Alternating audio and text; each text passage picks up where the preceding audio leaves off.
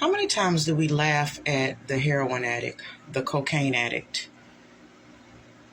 the person that's on crack cocaine? But we often don't even realize that if somebody took alcohol away from you and you couldn't get it every day, or if somebody took your marijuana away from you and you couldn't get it every day, how would you act? And the reason why I brought that up is because we spend so much time sneakling and giggling at what we consider hard drugs. But if somebody took your Percocets, if somebody took your marijuana, if somebody took your alcohol, would you go to shaking? Would you have a fit? I think it qualifies me to talk about this for the simple fact, being a chronic smoker all my life, and not understanding how you probably thwarted your own destiny or prolonged where you needed to get to because you refused to let go of something that you psychologically thought that you needed. We can sneakle and grin and laugh and cluck at somebody's uncle, somebody's cousin, the classmate or anybody. But do we ever stop to think about what is a stronghold in our life? Am I shopping too much? I can't go without putting this on. I can't go without doing that. We don't really stop and look at just what can be a hindrance to your life and essentially your soul. Now, every single day, I had to realize now you have to wake up and, like I always say, be intentional. And you have to ask God to say, let me show you that I fear you enough that I don't want to do this anymore. Did I epic fail plenty days, plenty years, plenty seasons? Yes, I did. But I think it's safe enough for me to say, well, of course, everybody know I'm not exempt. None of us are. So if you're somebody that you can't go without alcohol every day, or don't nobody know how they gonna bury you or how you gonna act, if you busting Percocets and pills down and snort them or over popping pills, or if you are a chronic smoker, you have to understand that all falls under the same umbrella as crack cocaine, heroin, all of that. There are people right now, I beg to differ. There's some people that say going to have the perspective that, this is natural and it's not a problem. I hear you. But at the end of the day, you got to face the fact that if you can't do without something, if you act like you're going to have a fit, that's the first thing that you're fitting in your agenda every day. It's time for us to stop laughing at everybody else and we take a look at ourselves. I sit in front of this mirror to be very candid because it ain't no secret to a lot of people. As soon as I open my mouth about drugs, there's somebody somewhere that know me that wanted to talk about me and my situation and whatever their perspective is of me. I was one of those people that I was bothering and calling the weed man before 8 o'clock in the morning. Weed was incorporated into my budget. I still struggle with that. But it does not give me the leeway to mention to people that if you're having a problem where you got to have your alcohol, you've got to have pills, you've got to have marijuana, don't think that because it's now being looked at as social, that it's not a problem. A stronghold is a stronghold. I don't care how you look at it. Feel how you want to feel about it, justify how marijuana comes from the earth, all of that. We all have problems that we need to face. So for some reason, I wanted to bring this up today. Try everything you can to make a decision not to call somebody today, to not go buy something today, not do something that you want to do.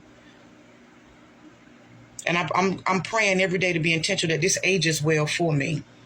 You have to practice what you preach, especially if you're going to get up here in front of everybody. And one thing I realized, I noticed that I used to do, when you want to be intentional about quitting something, let's take me, for instance. Always going to use me. Have a ball with that. There were times when I really wanted to live for Christ and really wanted to try to get to holiness and sanctification, that I realized the best way to defeat the enemy was to pray for everybody. And what I mean by that is, There were some days I would struggle with calling somebody and I failed. And then there were seasons of my life when I was really trying. I would say, God, I ask that you clean up such and such that sells drugs. I ask that you clean this. I don't even have nowhere to get it from. I ask that you bless his life, everybody connected to him. I ask that you keep him in perfect peace. May you bring him out of any strongholds that he have. Because once you start to pray deeper and past yourself, that really made the devil mad. He can't stand that. He's going to still fight you tooth and nail. But when you're consistent and intentional about prayer, wanting to do better, that's all it takes. So as I sit here this morning saying this, I want everybody to understand within the sound of my voice. Yes, there are some people that can say, I seen her recently. But what I want to sit here and say also is that it's not okay what I do. It's not okay what anybody does. Anything up under the sun that we are abusing to try to feel some type of way, to escape, to make us feel better, or it's just a habit. It's habitual. Some people, it ain't even the same. But here you are, you're slave and addicted to a stronghold. I don't care how popular marijuana is, it's a stronghold. Especially when you're smoking and constantly smoking and your gratification is to get high. You're trying to make yourself feel a certain way. There are some people that can say, I don't smoke it. I use it for medicinal purposes.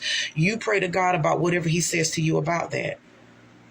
We have to understand that even though things are in this natural world that come up out of the ground, he always said it's the intention of man's heart and what they're doing. And are you making anything an idol and putting it before him?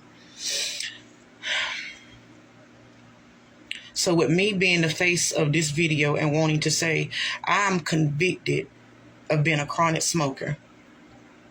But it does not dismiss the crackhead. It does not dismiss the heroin addict. It does not dismiss the alcoholic. We all are in the same boat if you are struggling with something.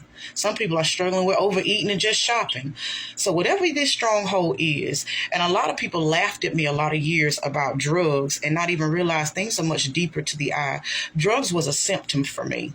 So it was something that I will go get because I told myself in my mind, when it runs out, you can always go get more. Everything always leave and there's no guarantee with them. So the devil knew my problem was people.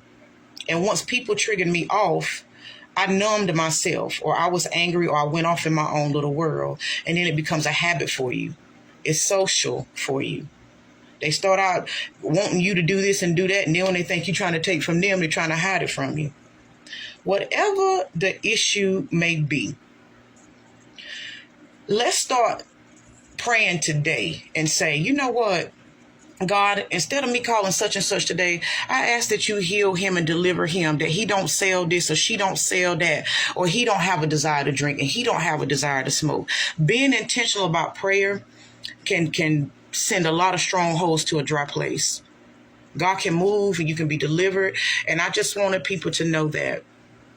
So let's just not sneakle and giggle at what you don't think is a stronghold or what you think is hard drugs. But if you are running for something every single day, even if it's behind a person, there's a deliverance that is needed. So just wanted to put that out there today. So I hope everybody has a blessed weekend. But think about what I said. Even if you have a rebuttal for it, even if you think I'm crazy, even if it's stupid, whatever it is, I felt led to say it. And if it was warranted to you, if there was validity to it, or if you thought about something, or if you felt a conviction, you need to do something with that. I want to pray every single day that I don't continue to follow my own will. It's funny how God, of course, he knows who we are. The devil knows who we are, but we don't know who we are. I heard a lady say that, and that's very profound when you think about it, because you don't even take time out to ask God to show you yourself, to teach you what you need to teach and learn what works for you. Learn how to be intentional for him. God knows us. He created us, but the enemy knows things too. But sometimes we don't even stop to even learn ourselves. So whatever your addiction or stronghold is today, whether you're holding it in the road, whether you think there's nothing wrong with it, if it's something that you know you ain't going to be able to do it in New Jerusalem, you might want to let it go. Have a good one.